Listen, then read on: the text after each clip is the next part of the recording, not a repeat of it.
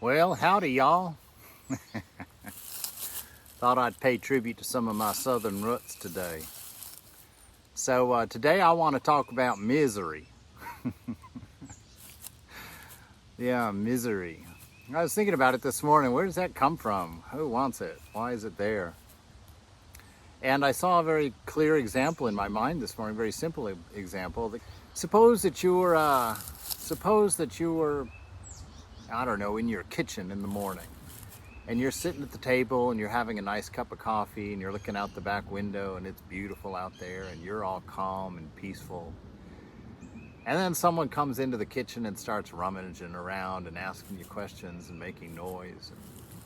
And you're thinking, man, I wish they were somewhere else. I don't like them. You're kind of annoyed by them. Suppose this person does that with some frequency.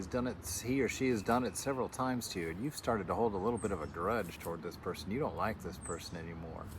You think this person causes misery in your life. This person causes trouble. And that got me thinking about things. You know, just like they say that there's only one motivating force in the world, that is love. That love's the only motivating force, and that hate is non-existent. Hate is an imagined thing. It's the shadow of love, as it were. Somebody loving something that isn't you can look like hate. It's love seen from the other side. So misery is attachment seen from the other side. Dislike for something is attachment seen from the other side. So how do you see that? Well, when you're sitting there and you're enjoying yourself, if you're sitting there doing your meditation, you're in that beautiful zone where you're just feeling that great sense of peace. And you started doing it really for its enjoyment's sake, because you like that warm feeling of love that arises. You like that sense of expansion that's there, that sense of peace that sometimes comes over you. And then that person walks in the room and you're disturbed. Now you think you're disturbed because the person walked in the room. And that's where we go astray. Because you weren't disturbed because the person walked into the room. You're disturbed because you're attached to the enjoyment of your peace and quiet. You're attached to the enjoyment of your meditation, as it were, in this example. And you blame it on that person coming into the room, and so you project on them a dislike, when really what you're experiencing is your attachment to something else that you think they disturbed. The important thing to really observe in that occurrence is that it's not that person disturbed you or took anything away from you.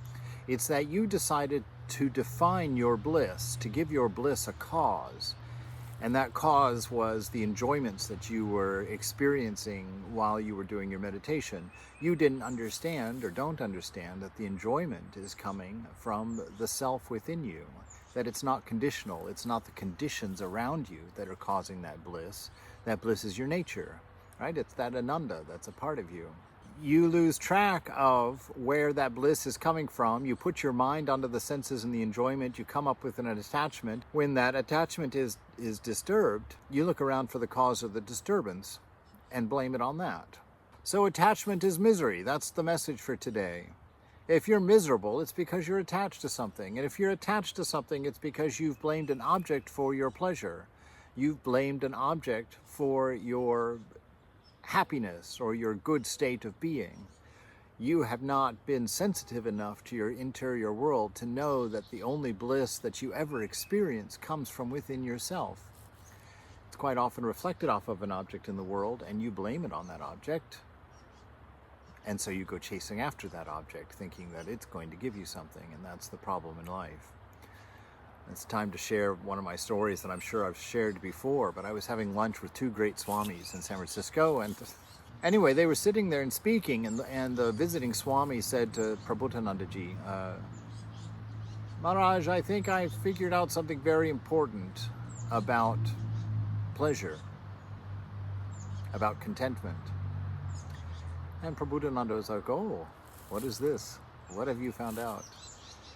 And he said, I think that when you have fulfilled a desire and you have that sense of pleasure over a desire fulfilled, that bliss you are feeling is not the result of having had your desire fulfilled, But that bliss that you're feeling, that happiness or joy that you're feeling, is coming from your nature, because for a moment, when a desire is fulfilled, you are without desire. And in that moment that you are without desire, without distraction, your natural state of bliss peaks out for a moment. But it doesn't last long, because it's not too long before you've replaced the fulfilled desire with a new desire, and once again you're distracted and that bliss is gone, and you think that you have to go experience that object again in order to retrieve that bliss again, when in fact it was your desire that interrupted the bliss that's within your nature. Now, how's that for something to think about? So take that today and look at your mind very carefully.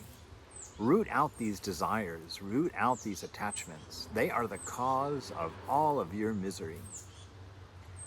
So that's what I'm telling you. A good old Southern boy is saying to you, get rid of that attachment. Return yourself to yourself. Find that bliss within and be happy.